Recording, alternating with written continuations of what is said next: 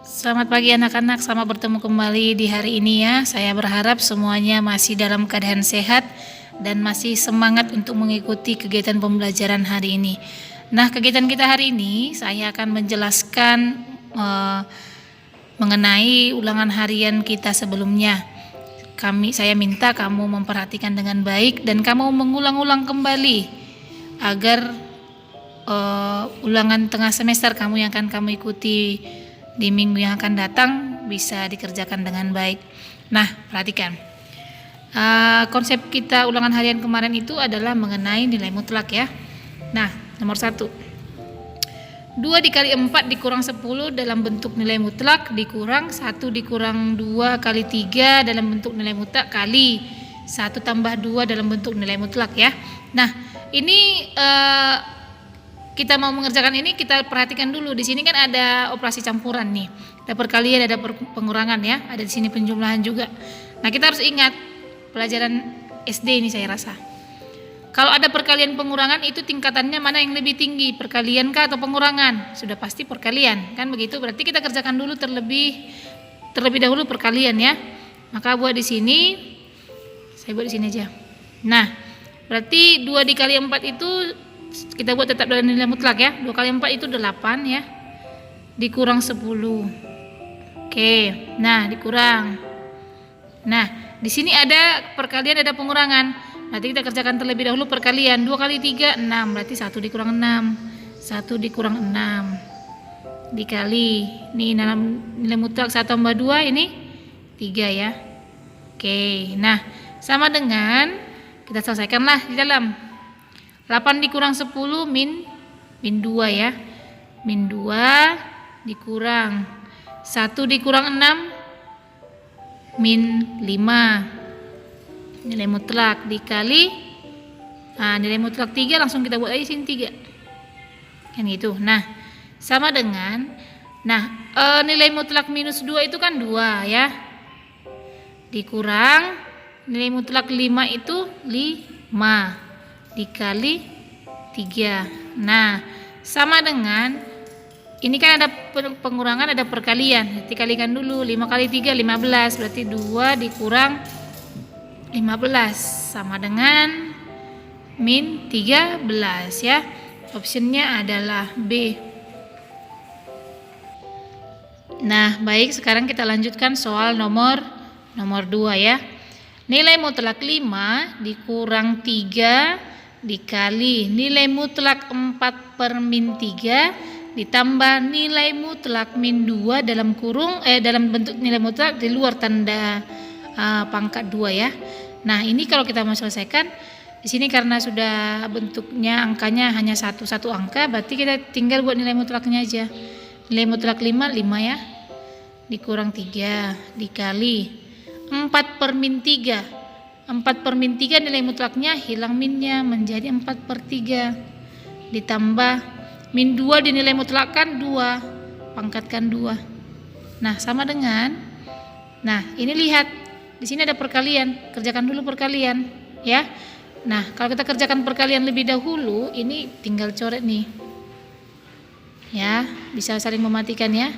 Oke, maka hasilnya 5 dikurang 4 ditambah 2 pangkat 2 itu 4 ya. Berarti 5 dikurang 4 ditambah 4 sama dengan ini habis tinggal 5. Jawabannya adalah C. Nah, baik, sekarang kita lanjut soal nomor 3 ya. Di sini ada nilai mutlak A dikali nilai mutlak di sini nilai mutlak minus A ya. Dikali nilai mutlak A dikurang nilai mutlak A pangkat 2 dikali minus 2. Ini minus 2-nya bukan dalam bentuk nilai mutlak ya, ini tanda kurung ya, kurung biasa. Nah, untuk menyelesaikan ini kita langsung buat aja. Nah, ini minus A ini nilai mutlak minus A itu adalah A. Kemudian dikali nilai mutlak A. Nah, dikurang nilai mutlak A dikuadratkan di luar dikali minus 2 ya. Nah, di sini ada perkalian, pengurangan, perkalian. Berarti kita kerjakan dulu perkalian. kalikan dulu. Baru hasil perkaliannya ini nanti kita kurangkan. Baik. A dikali A, A kuadrat, minus A kuadrat dikali minus 2. Minus dikali minus jadi positif di sini. 2 dikali A kuadrat jadi 2A kuadrat. Nah, ini kan sudah sama-sama A pangkat 2. Nah, A pangkat 2 ya.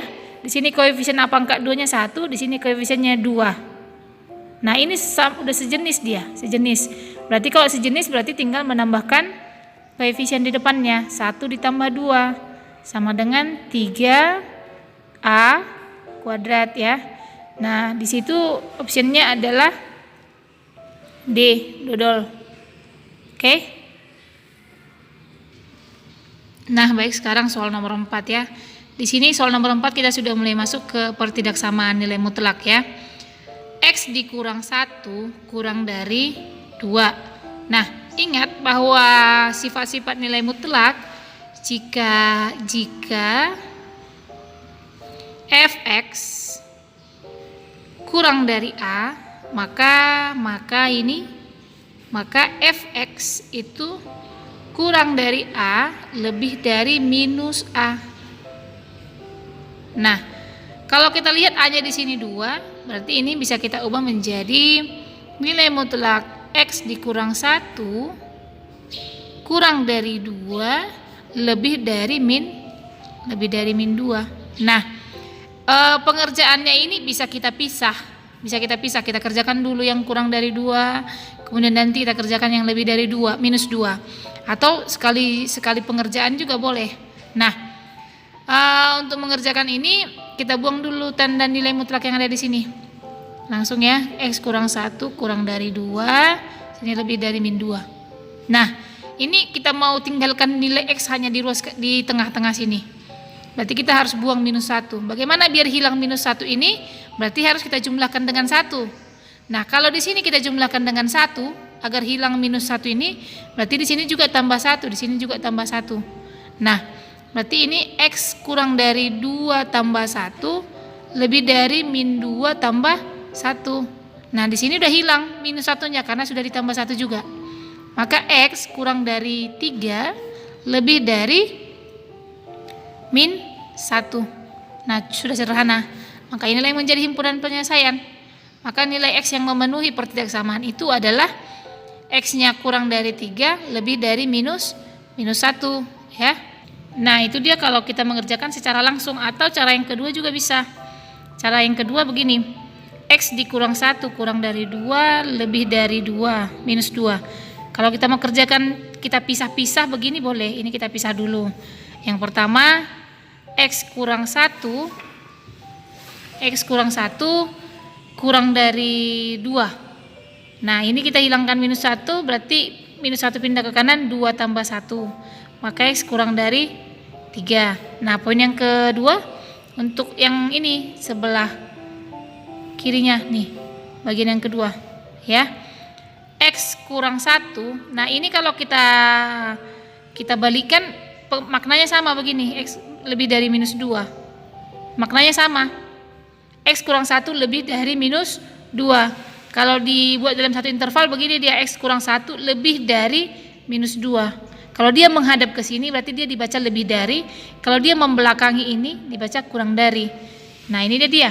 X kurang 1 kita buat menghadap ini berarti dia lebih dari. Ya.